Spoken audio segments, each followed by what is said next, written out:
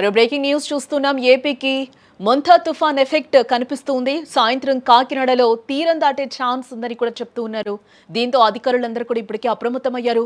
మత్స్యకారులు వేటకు వెళ్లొద్దంటూ కూడా హెచ్చరికలను అయితే జారీ చేశారు అధికారులు.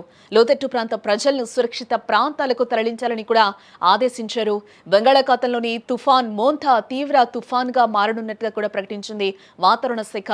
అక్టోబర్ 28వ తేదీ అంటే మంగళవారం ఉదయం నాటికి తీవ్ర తుఫాన్ గా మారనుంది.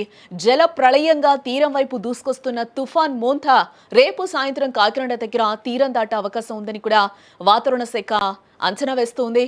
ఇక ప్రస్తుతం గంటకు 15 నుంచి 18 కిలోమీటర్ల వేగంతో కదులుతున్న ఈ తుఫాన్ కేంద్రం విశాఖపట్నం సిటీకి 700 కిలోమీటర్లు, అలాగే కాకినాడకు 650 కిలోమీటర్లు, చెన్నై సిటీకి 600 కిలోమీటర్ల దూరంలో కేంద్రీకృతమైనట్లుగా కూడా మనకి తెలుస్తోంది. ఇక తీవ్ర తుఫాన్గా మారనున్న మోంతా తుఫాన్ కాకినాడ తీరాన్ని తాకే అవకాశం ఉన్నందున తొండంగి మండలం కోన ప్రాంతాన్ని అధికార యంత్రాంగం ఇప్పటికే అప్రమత్తం చేసినట్లుగా కూడా మనకి సమాచారం అందుతోంది.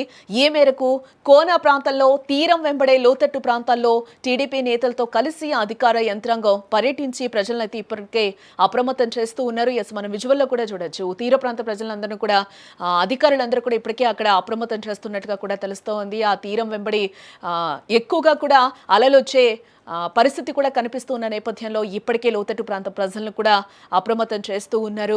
అలాగే తుఫాన్ వలన ఎఫెక్ట్ ప్రాంతాల్లో స్పెషల్ ఆఫీసర్ శ్రీధర్, జిల్లా శిశు సంక్షేమ శాఖ ప్రాజెక్టు డైరెక్టర్ సిహెచ్ లక్ష్మితో కలిసి పర్యటించి కూడా పరిస్థితులను అక్కడ సమీక్షిస్తూ ఉన్నట్లుగా కూడా మనకి తెలుస్తుంది.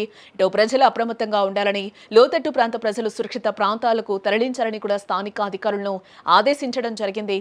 అన్ని శాఖల అధికారులు కూడా సమన్వయంతో పనిచేసి తుఫాన్ ఎఫెక్ట్ వల్ల ప్రజలను ఎటువంటి ఇబ్బంది ఏర్పడకుండా కూడా ఏర్పాటు చేస్తున్నారని కూడా తెలుస్తోంది. తుఫాన్ పరిస్థితిని నిరంతరం పర్యవేక్షించేందుకు కూడా తొండంగిలో కంట్రోల్ రూమ్ అయితే ఇప్పటికే అధికారులు ఏర్పాటు చేయడం కూడా జరిగింది. ప్రజలకు ఎటువంటి ఇబ్బందులు ఉన్నా కూడా కంట్రోల్ రూమ్ కు సమాచారం అందించాలని కూడా అధికారులు ప్రజలకు వివరించడం జరిగింది.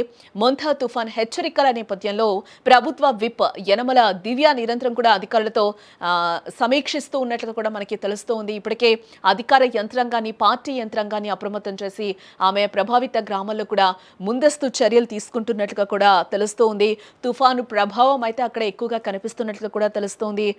ఇటు కోస్తా జిల్లాలో కూడా ఈదురుగాలులతో వర్షాలు పడుతూ ఉన్నాయి. తుఫాన్ దగ్గర వచ్చే కొద్దీ కూడా తీవ్ర ప్రభావం ఉంటుందని కూడా చెప్తూ ఉన్నారు వాతావరణ శాఖ అధికారులు. గడిచిన 6 గంటల్లో కూడా మనం చూస్తే గంటకు 18 కిలోమీటర్ల వేగంతో మోంతా తుఫాన్ కదిలినట్లుగా కూడా తెలుస్తోంది. ప్రస్తుతానికి చెన్నైకి 520 కిలోమీటర్లు, అలాగే కాకినాడకు 570 కిలోమీటర్లు, విశాఖపట్నంకి 600 కిలోమీటర్ల దూరంలో కేంద్రీకృతమైనట్లుగా కూడా తెలుస్తోంది.